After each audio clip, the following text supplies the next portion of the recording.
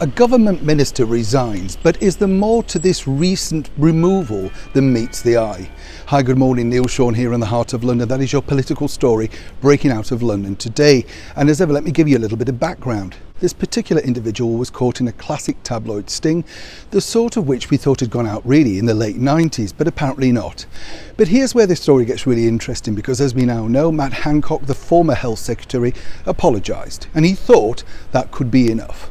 He then also had the backing of the current British Prime Minister Boris Johnson, who considered, as he said, the matter closed. But it got worse than that. After a day of, a lot of backlash on social media, basically he had to resign. But here's where the story gets slightly darker, because as we know, the former aide to the British Prime Minister, Dominic Cummings, recently released lots of documents, WhatsApps, that sort of thing, basically detailing, allegedly, the inner thoughts of the Prime Minister during the height of the pandemic. Basically, he called Mr. Hancock, cleaning this up, hopeless. Again, here's where it gets a little bit darker, simply because that particular tabloid sting, we can tell you first here on the show, is rather strange, simply because that particular area in Mr. Hancock's office did not have any security cameras. Now, sources very close to Whitehall tell me that this is a case of someone wanting to remove Mr. Hancock from that particular position.